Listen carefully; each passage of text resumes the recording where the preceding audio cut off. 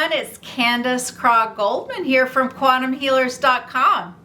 Today's question comes from a person in my own hometown that I met this morning. Her name was Shelley.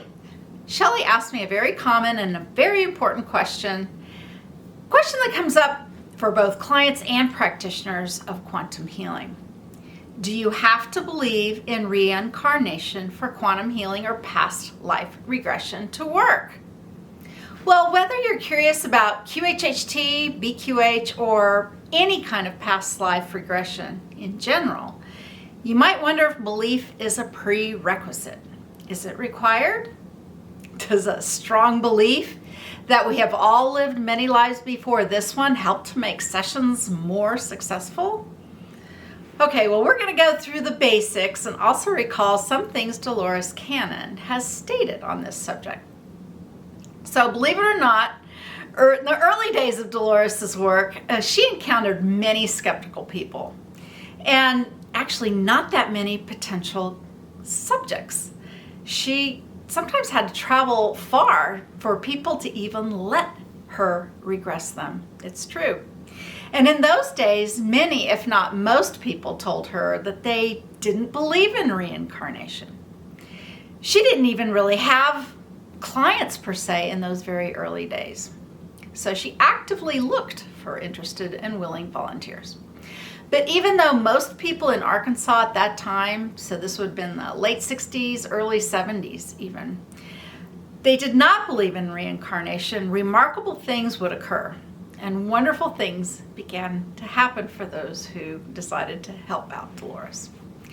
So for those who maybe spent just a few hours with her and let her experiment with her hypnosis method, some wonderful things happened and some interesting information came about it. And Dolores once said, you don't have to believe in reincarnation to have a past life. You don't even have to believe in hypnosis. The subconscious doesn't care. Now that's the true beauty of quantum healing. It's not about forcing any kind of belief system onto someone. It's about entering a relaxed state of focused attention, focused consciousness, where you have the ability to expand your reach into the field of information that surrounds all of us. Many of Dolores' clients would say, and my own clients, and the clients of countless quantum healers across the world will say after a session, man, I don't know where that came from, but it was powerful. And some have even said things like, I still don't really believe in past lives, but that experience changed me. And that's perfectly valid. So what is required if belief isn't required? Well, just a bit of openness, a willingness to explore, maybe, just maybe, experience something outside your current paradigm. Now, we all, no matter how open you think you are, we all have parental, religious, societal programs running in the background of our minds, kind of like computer software. It's there, even if you're aware of them. And even if you think you're going to minimize them, they can still be running in the background. And many people, of course, don't even realize that they're there. And even when you do realize, and you try again to minimize them, these programs can be powerful determinants of what we allow ourselves to experience. When I work with clients in BQH or QHHT, I often remind them, you don't have to figure it out or analyze every scene as we're going on. As a matter of fact, doing that just tends to get in the way. So if you can just allow the images, the feelings, the messages to come forward unedited, that's when the benefits can really show up, all right? So a person can come into these sessions having absolutely no belief in past lives, or angels, energy, quantum healing, anything quantum, and still experience exactly what they need in order to find peace, clarity, or healing. In other words, this process meets you exactly where you are. and meets you exactly to the place of what you're ready to allow. Some people see lifetimes on other planets. Others find themselves as a child in this current lifetime. Some connect with loved ones who've passed on. Some only see colors. Some only feel sensations. And some have powerful transformational experiences when they open themselves up to these things. And all of these experiences are valid. And all of them can be healing.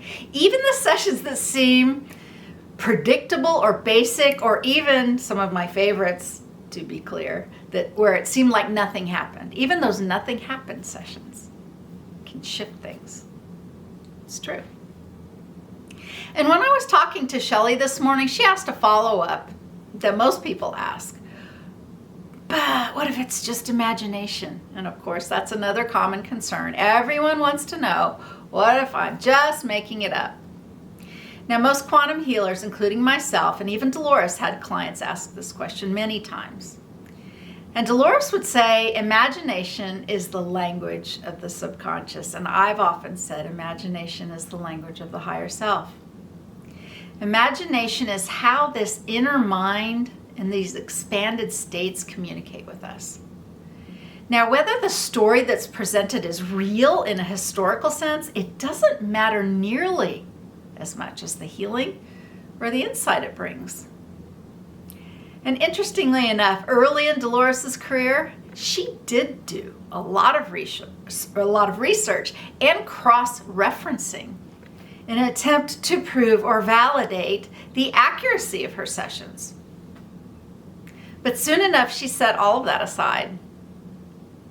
You see, most of the time, it doesn't really matter if experience is historically accurate, as long as the session was helpful for the client in some way and they lead better lives afterwards. That's the only thing that's important.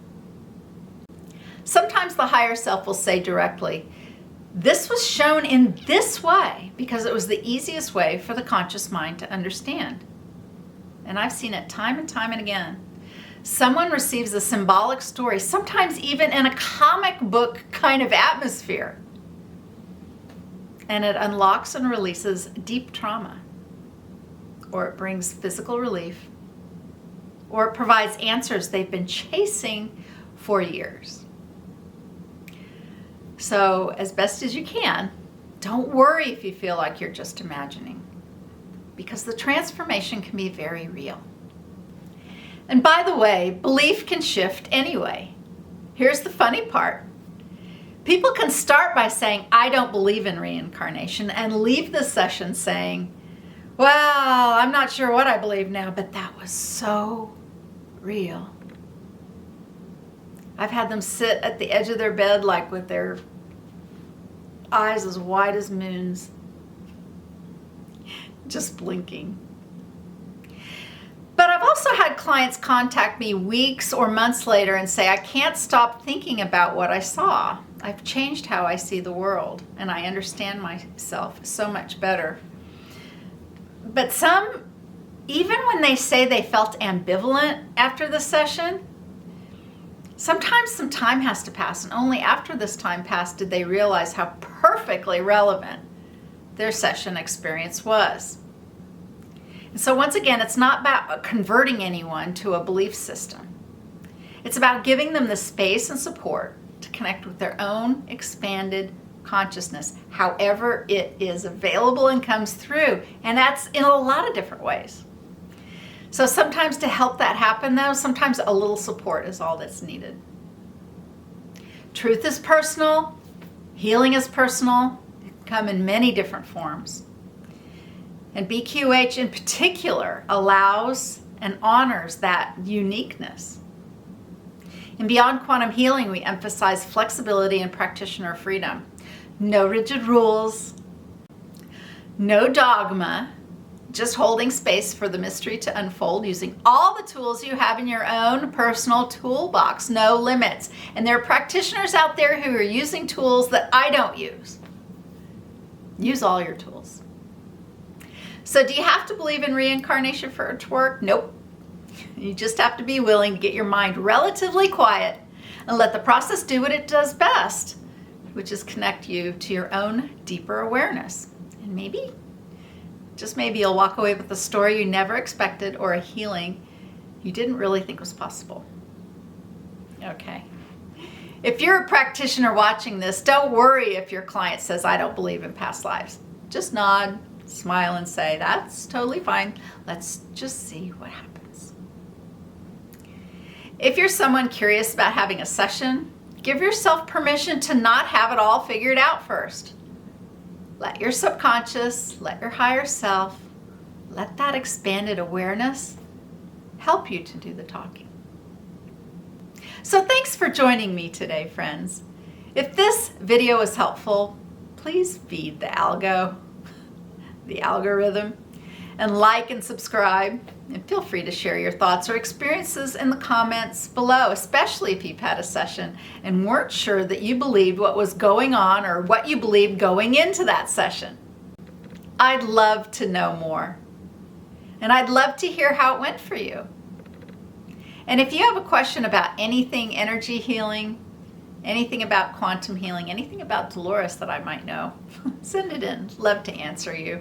Candace at quantumhealers.com. And as always, if you're a quantum healer, alternative healer, a healer of any kind, please join us at quantumhealers.com.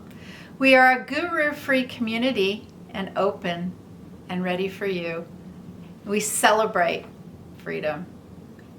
We're a supportive community of explorers just like yourself. Okay, see you in the next video.